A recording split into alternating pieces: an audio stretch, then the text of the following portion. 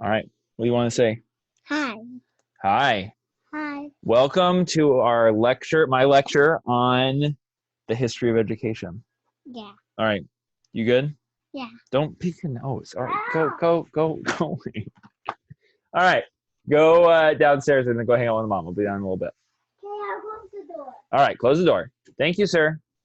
Love you. All right. Today, we are going to be talking about the history of education. This is our first mini unit of four, I believe, that I'm going to be doing. The first one is on the history and purpose of education, a fitting subject for right now, right? A time where we are not all in school, where we are all at our leisure, sort of working on our own. The new policy for Centralia at this moment is to review material and talk about things that we've done, and try not to, you know, go have crazy ambitious goals. So I thought this would be a great time to talk and learn and create some lectures on subjects that I really care a lot about, but doesn't actually fit with my normal curriculum, and go into a little bit more depth. Um, to educate myself. So I educated myself on this history of education, and I thought I'd share some of my ideas with you. And then this week, all of our activities and assignments are going to come out of this lecture and this sort of larger subject about the history of education, and particularly about the history of education in America. So I'm going to share my screen, and we are going to hop on over to a lecture I made on the history and purpose of education. So these are my slides and my notes, and I'll upload these for you guys on the history and purpose of education. Let's get started. So some big picture questions to sort of set us up right here at the top. So number one, why do you go to school? This is a question a lot of students have. We're going to talk about all of the various reasons why you go to school today, and the sort of history of that and where that came from. Number two is, what is, of course, the purpose of school? What are our goals? You probably know a few of them, but there are probably a few that you did not know. So we're going to dive into that a little bit. Obviously, you know that I'm a history buff, and so I love to sort of know where things come from, and particularly where they come from within the larger sort of scheme of literature and civilization. So we're going to talk about that today, both globally, where did our school system and concepts of education come from, but also within America specifically. We're going to talk about the poster, School of Athens, which is in my classroom, RIP classroom. And of course, we're going to talk about systematic inequality, a subject that I think is extremely important, and certainly rooted in education. So here we go. Next slide. All right, so this is the School of Athens. If you've ever paid attention to my classroom, which has a lot of visual aids in it, but one that I particularly enjoy is a poster representation of this. Here in the middle, we see two subjects. I think I can do some annotations. Let's see. We've got Aristotle over here on the left-hand side pointing up. Or no, wait, hold on. No, that's Plato pointing up, and we have Aristotle pointing down. All right, so we have two Greek philosophers referencing their various positions on philosophy and education. And you can see that they are in an academy or academia. And here we have all of the various philosophers and tutors and students learning and speaking and talking and discussing together about their thoughts and ideas about the world. All right, let us move on and talk about the history of education writ large. So I want to start really broad and then get a little bit more specific and talk about American education here in a second. But first, I want to talk about ancient Greece and Rome. If you've taken my classical mythology course, you know that a lot of the roots of Western civilization, which is what we call our sort of large-scale beliefs and philosophies here in America, are rooted in ancient Greece and Rome, rooted in the 5th and 1st century BCE. And that is no different with the history of education. If democracy and the republic started in ancient Greece and Rome, it's no coincidence then that our philosophies and understandings about what it means to be educated, what the purposes of education are, why we do what we do, also came from these very same places. And in fact, the word educate is itself a Latin root, and it means ex, or the ed there, the first part, the first syllable there, the root, it means to lead out, or out of, and I think it's care, means to lead out. So together it's to lead out of, educare. And to lead out of what is probably the larger concept here. And of course, the idea is to lead out of ignorance here. And of course, when you're thinking about leading, you are thinking about someone sort of pulling and pushing someone else, right? They are leading something out, right? You lead a sheep out of a dangerous place in the pasture, right? You have to lead a student out of ignorance into knowledge. So already within the word itself, you see this idea of this sort of power, this sort of someone teaching someone else, right? Tutoring someone else. So in the 5th century BCE in Athens, where our sort of large scale ideas about education come from, they are rooted in this sort of one-to-one relationship between a pupil and a tutor. And education was primarily paid. It was not free. We'll get to where that idea of a sort of a free or a tax-based education system came from much later. But the root of education was in this sort of tutor-pupil relationship. And it was primarily geared towards Greek male citizens. Think tutors like Plato and Aristotle, and sort of tutoring young men on how to be great citizens for their new Greek and Roman, republics, right? If we're going to have a democracy where people are going to be voting and debating subjects, we need these people to be educated. We need them to know what they're talking about so they vote in the right group of leaders. So we need to promote things like literacy and knowledge and science and these things in order to create a populace that makes the right and wise choices. This is the idea. In fact, Plato met in a sacred grove honoring Academos, which is an Athenian hero. And that word, academy, sort of comes from these sort of early tutors, right? So all of our sort of philosophy and ideas about education sort of come from here, or at least a large portion of them. Now, the Greeks had specific things that they emphasized, and we see this down here, right? We've got physical education, music, and grammar. These were the 3 sort of primary subjects that the Greeks like to emphasize, right? They thought that if you were going to be an educated person, you should be fit, right? You should live as long as possible because education takes time, right? You should be fit, and you should practice and refine your body. This also helped encourage things like discipline and so on and so forth.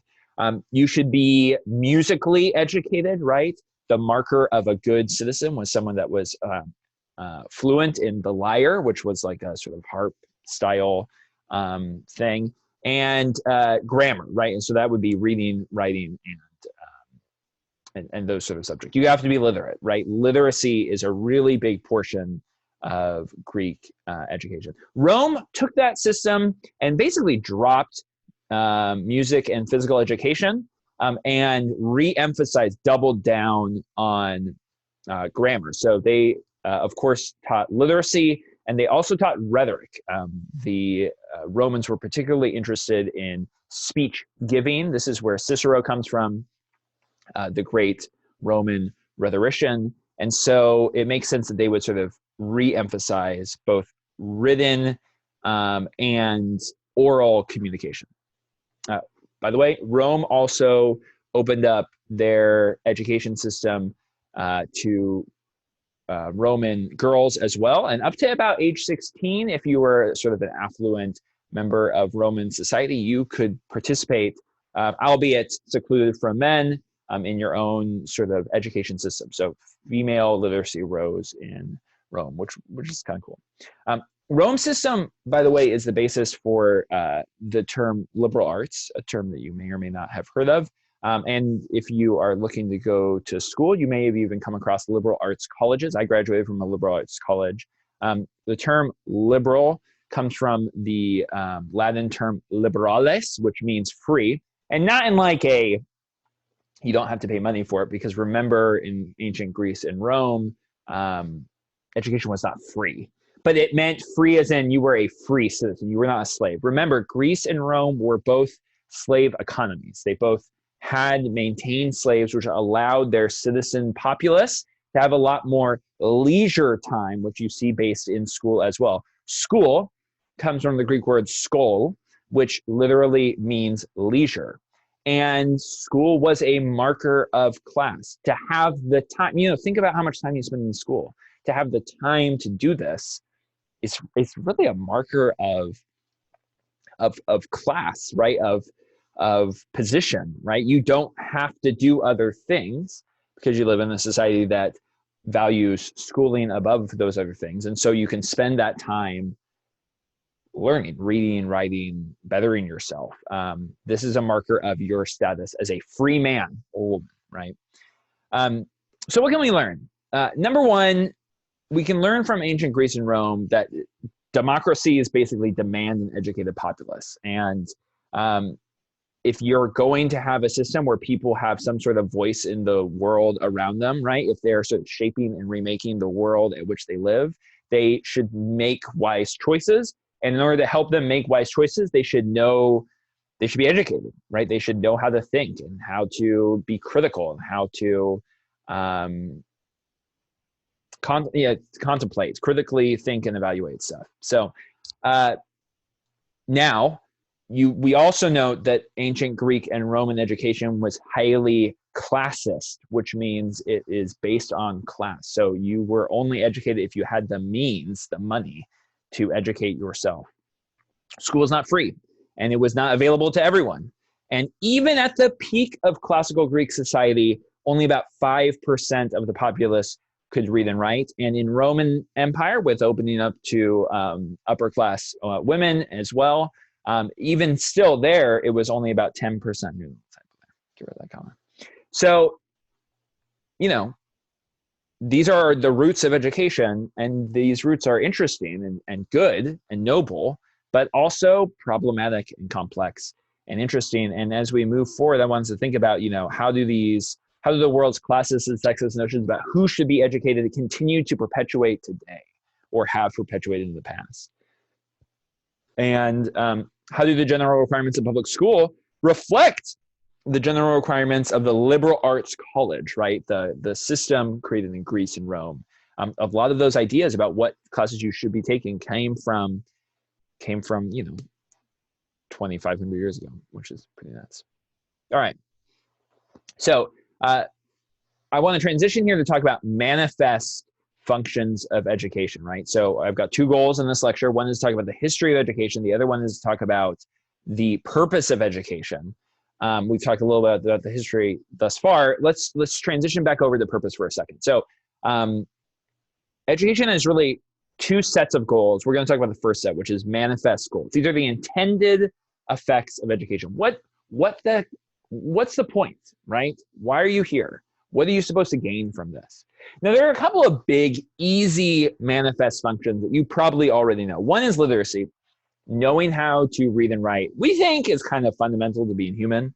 Fun fact, I am playing Animal Crossing with my 3-year-old Parker, who was here at the start. Great game, really fun, very enjoyable, and easy for him to sort of pick up and play. That being said, he has no idea what's going on because he cannot read.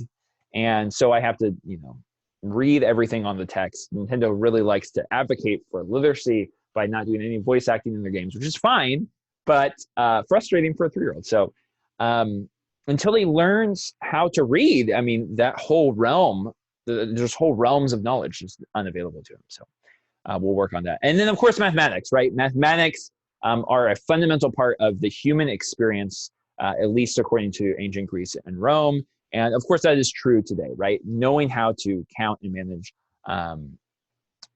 things is very important. Knowing mathematics is extremely important to understand how the world works, both in science and technology, and of course in finances and other types of endeavors. All right, but those are those are the most obvious manifest functions, intended effects of education. But there are others as well, including cultural transmission. One of the biggest intended purposeful goals of education is to pass on knowledge from one generation to the next and particularly to pass on cultural knowledge, what we believe in as a culture, what we value as a culture.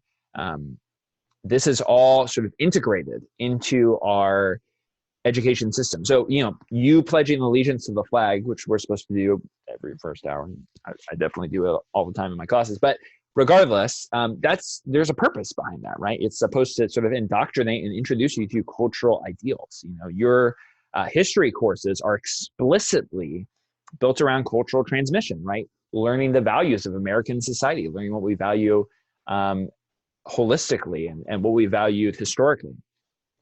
Okay, that's number one. Number two is social integration, right?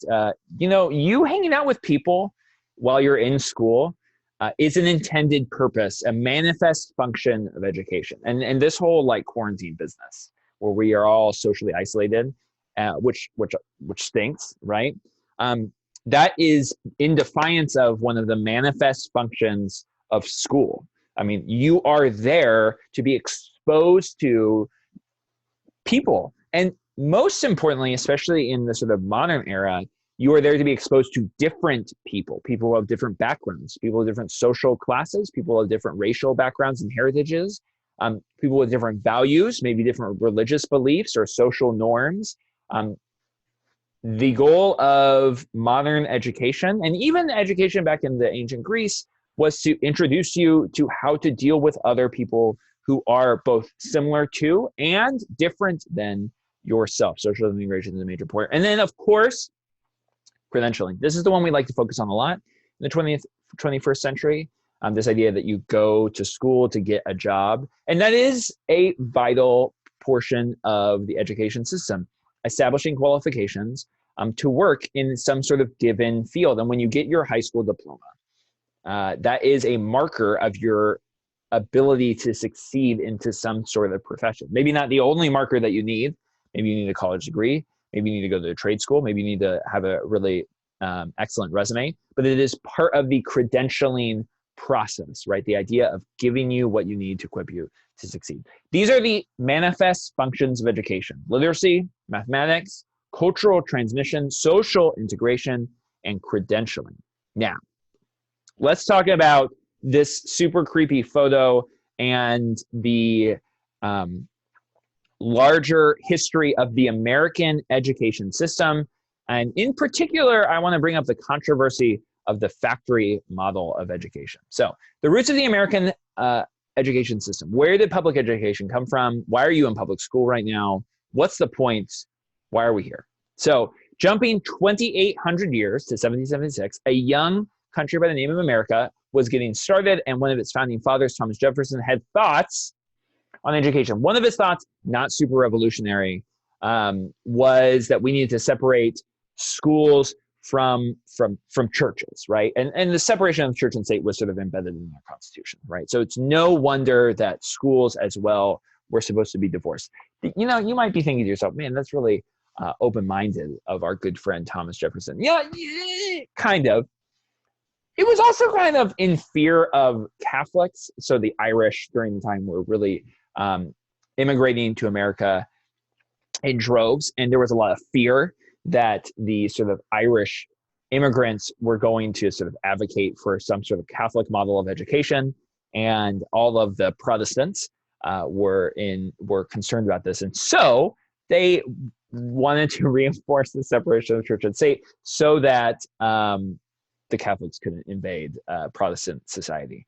And so you have that sort of ideal baked there in the start. So about 50 years later, we have undoubtedly the most influential figure in all of the American education system, which is Horace Mann, who was the Secretary of Education in 1837.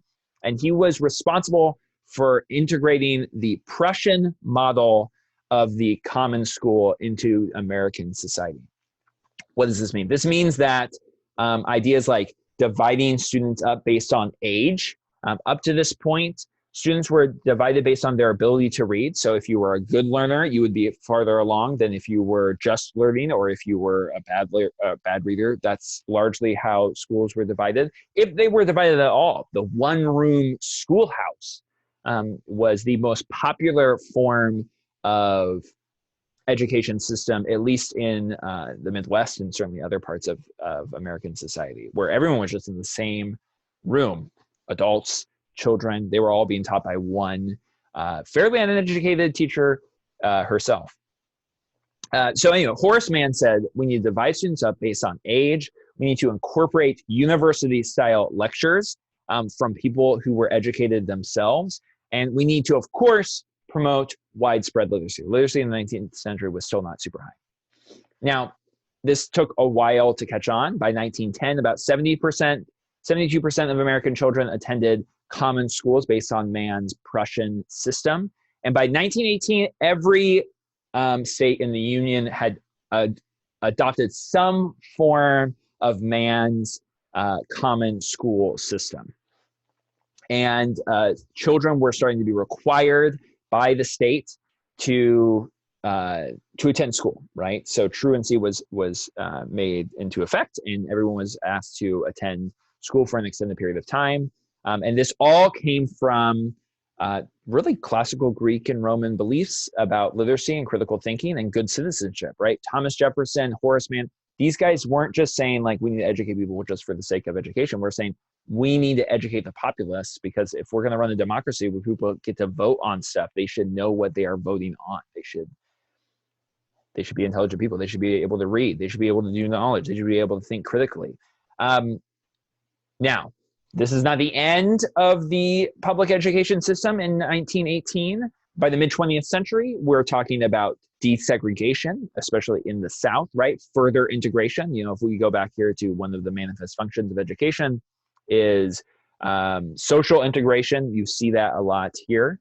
And of course, we see further credentialing for teachers were required. So early on, especially in the 19th century, or the 1800s, teachers were just someone who had an interest in promoting and tutoring people in reading and writing.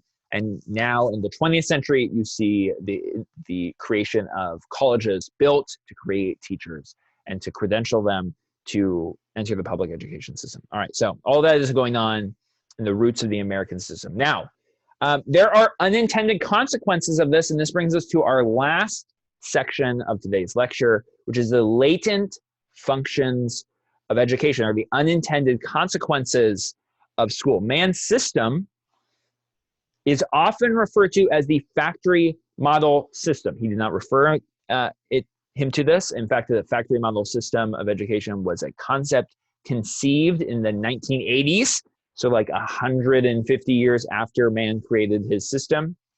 And we often use this term pejoratively or negatively, right? Because of some of the negative effects that school can have, and because of some of the ideas that we that people sort of fight against. One being like the top-down management style. If you've ever had a run-in with the principal or vice principal, being like, man, I hate blah, blah, blah, blah, blah, blah. The angst is not new, right? And is part of the an unintended consequence of the system of schooling that we have, a latent function of education, right? So the Bell system, the top-down managerial style, these are all reminiscent, at least in our consciousness, of how we think factories actually operate. And sometimes Mann's system has been criticized for creating docile workers, fated for factory life, sheep set for the slaughter, right? So all of this has been associated with the American education system writ large. And part of the work that we're going to do this week is to unpack about whether or not those criticisms are fair and just or not. So here are some latent functions of education, some unintended consequences of school, some of which are positive, some of which are not, and many of which are complex. One is preparing them for the workforce. You know, you can criticize the American school system for its top-down managerial style or its rigid Bell system, but you can also say, hey, this teaches people how to be on time. This teaches people how to deal with a boss. This teaches people how to manage their time effectively, especially across a multitude of different subjects. And that's all really useful for preparing you for life as an adult, where you have multiple things going on. There's lots of pressures, and you're being pulled in all sorts of different directions, and you have to manage your time effectively, and you have to deal with